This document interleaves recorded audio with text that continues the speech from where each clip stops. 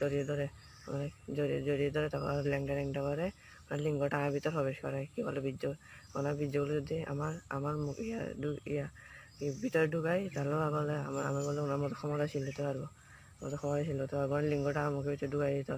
তারপর অনেক খারাপ কাজ করতো আমার জন্য, কিছু কিছু ভালো খারাপ লাগতো এগুলো, আমার ওনার লিঙ্গটা আমার মুখের ভিতরে ঢুকাই দিত।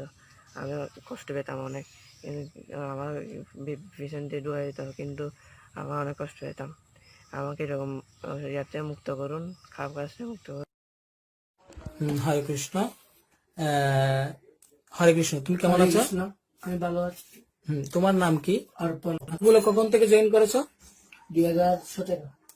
2017 নাকি 16? 17। আচ্ছা আচ্ছা আচ্ছা। তো চিন্ময়কৃষ্ণ আসলে অ্যাকচুয়ালি ঘটনাগুলো আমাকে বলো তো, যে চিন্ময়কৃষ্ণ বাবু তো একজন ব্রহ্মচারী এবং পণ্ডিত ধামের অধ্যক্ষ, তোমার সাথে কি ঘটনা হয়েছে?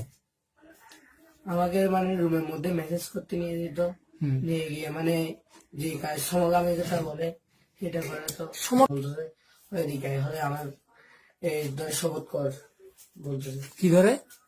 ওরা কবচ শপথ করে কি বলতো? শপথ করে কি বলতো? হলে হচ্ছে আমার সাথে এগুলো করতে হতো, এগুলো কাউকে বলবি না। এগুলো মানে কোনগুলো কি করতো? মানে যে খারাপ কাজগুলো করতো সেগুলো কাউকে যেন না বলতে। আচ্ছা আচ্ছা। খারাপ কাজগুলো কি তুমি কি ওকে করতা নাকি ও তোমাকে করতো? ও আমাকে করতো। তোমাকে করতো না? মানে তোমার সাথে কতবার হয়েছে এরকম? আমার সাথে 2বার হয়েছে। 2বার হয়েছে না?